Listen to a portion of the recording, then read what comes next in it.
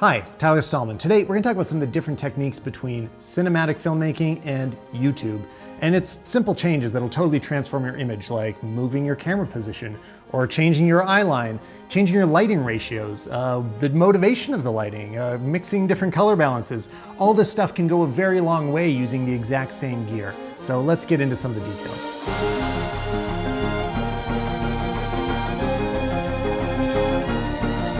To be honest, halfway through setting up these lights, I started to wonder if we bit off more than we could chew, because we were basically setting up two different lighting scenarios in one place at the same time. And our studio is not that big, but I think we pulled off something kind of interesting. So first, let's take a look at the samples. And good news, rather than just looking at me talking, I got my friend Atsushi Ono to come in and do some magic for us. So this is our YouTube setup, and it's important to know I'm not setting this up to show that YouTube is worse and cinematic footage is better. They serve different purposes, so we're trying to do them both really well.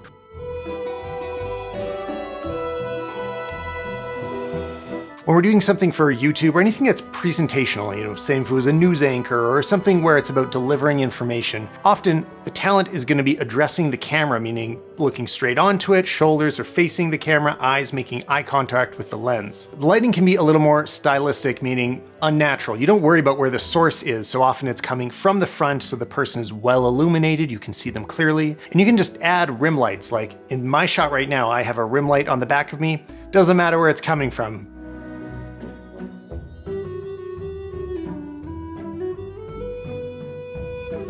With this style of lighting, often you're going to put your key light and your rim light on opposite sides so that they are the most dramatic that they can be, and the angle of the camera is more or less straight on. So for me right now, the lens is about, I don't know, my chin height. You don't really want to mess with that too much. One thing I really don't like that's very common is people will mount their camera above their computer so it's looking down on them. I'm not a fan of that look, but with cinematic setups, you have more flexibility.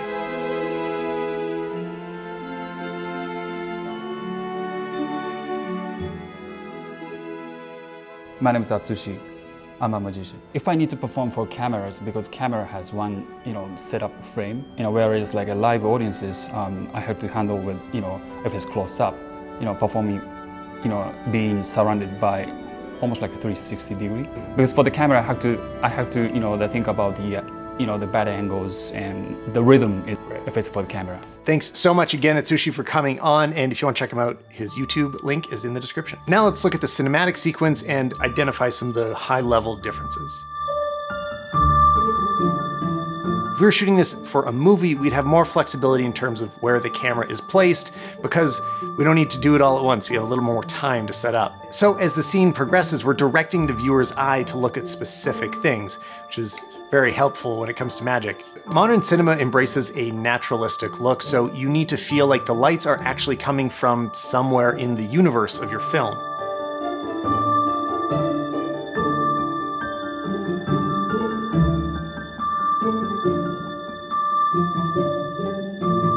Often the depth of field is shallower, background can be a little blurrier because you're only focusing on one thing at once, versus YouTube, you really need to see what's going on. So those are our two versions of the exact same sequence. Let's rewind and go into a bit more detail about exactly how we did it. If we look at the overall structure of the scene for YouTube, we're setting things up to be wide and very clear so you can just see what's happening. We're not going to be changing camera angles, and we don't want you to miss anything because there's not a camera operator to follow you around.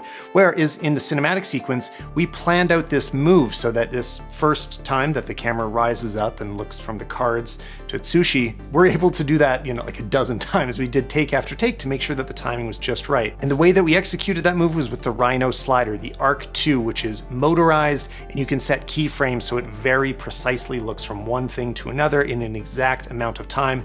It's great for being able to replicate a move over and over, and it's just so smooth. So yeah, camera movement, that's something you're gonna find a lot more of in a cinematic sequence where it's more often locked off for YouTube. So we're coming in for our close-ups. Can I see where your hands are in the frame? Which, that's a big difference, is all this coverage is a little different from what you usually do in YouTube when it's like, you just set up your cameras and then record.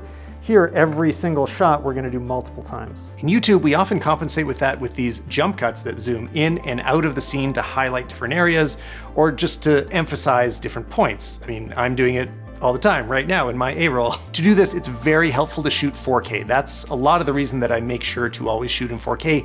Even if the video will be published in 1080, it's so that I can zoom in and that zoomed in shot is still sharp. If we're making a movie, we just move the camera closer. So we're just shooting some slow motion stuff, and this reminded me of the fact that I think a lot of people call slow motion cinematic, but it's actually used more in either commercial or YouTube videos than in movies. In movies, slow motion is more of like a special occasion. It's not used nearly as often.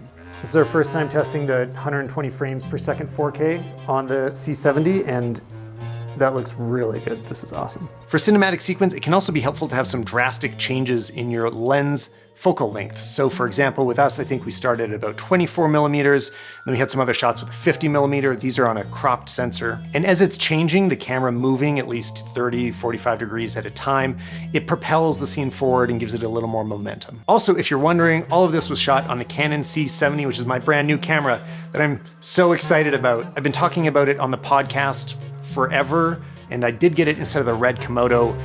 If you want to know why, you should probably go listen to the podcast. Now, lighting. This is a huge part of it. We said that we want a more naturalistic light for cinema and something more direct for YouTube. How do we execute that? For YouTube, it's pretty simple. What we're using here is an Aperture 200D with their new Light Dome SE softbox.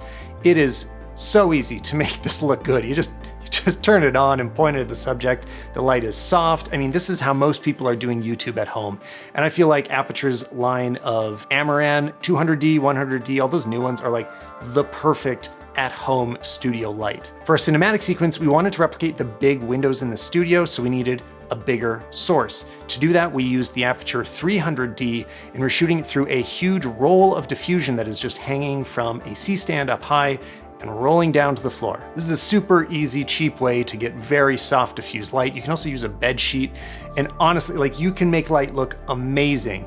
What's most important though is that your light is powerful enough to reach through that diffusion, and also so you can move it a little bit of distance away from your subject. The other key thing, and it took me so long to actually understand this, if you want things to look cinematic, it's very helpful to put your light on the other side of your subject. So, you know, right now in my light, this light is shining at me. I am lit up. But if we look at Atsushi here, the light is coming from behind him. We actually see mostly shadows in front of us. This gives his face a lot more shape and just a more dynamic image. And it's in every movie that you watch. Like, all movies look like this. I'm planning on doing a whole video breaking down this style of backlit, upstage cinematic lighting and why we see it everywhere. So subscribe if you didn't already, and that video will be coming soon. And if you're a regular viewer of this channel, you know I actually don't ask for subscriptions because I find it annoying in other videos. But my friends tell me it really works, and I know a lot of you watching aren't subscribed, so now's a good time. A little lighting detail is that in something like YouTube, you always want to have a catch light, a little sparkle in the eye that is reflecting your main light to make the person look alive and less depressed. If you don't see the catch light, it can feel a little dark and down. Professional cinematographers add catch lights all the time. It's very common, but you have a bit more flexibility. It's more okay if you have sunken in shadowy eyes. That is a valid option. Whereas in YouTube, you've got to see that sparkle. For our accent lighting on YouTube, we kept everything clean, so it's all daylight balanced bulbs. We've got a few in the background and then a rim light. And again, it's kind of stylistic, it's kind of punchy. Whereas in the cinematic version, we've got tungsten bulbs, which are what you more often find inside of a home.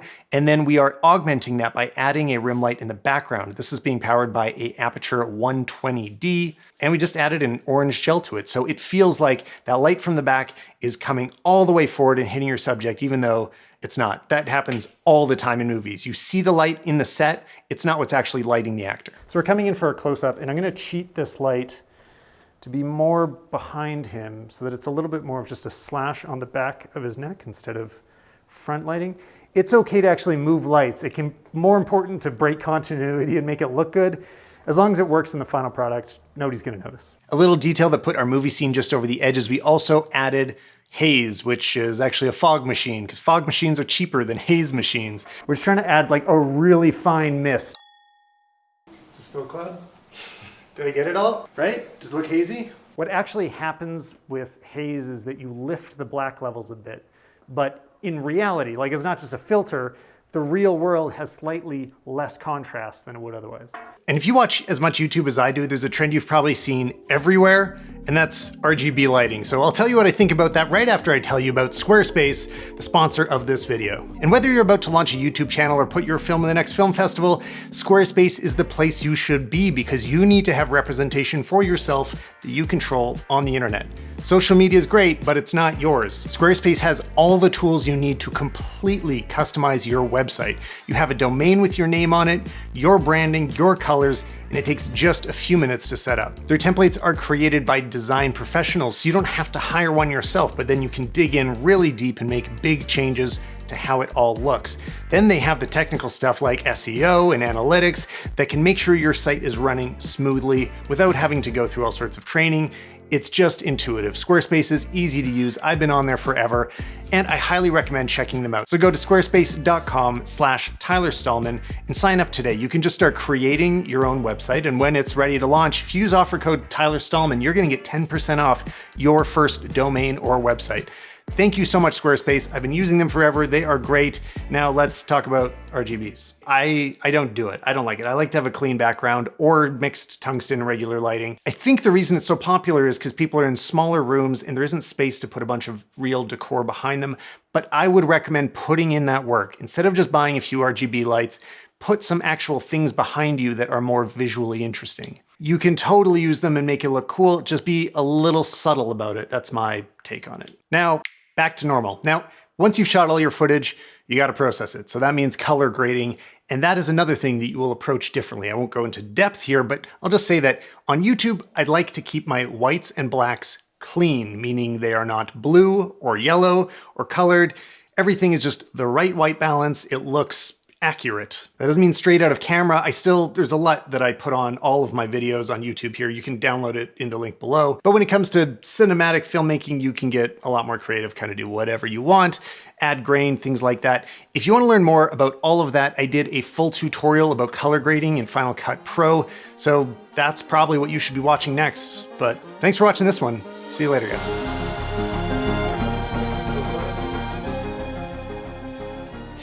Did I get it all? Right? Does it look hazy? It's getting there.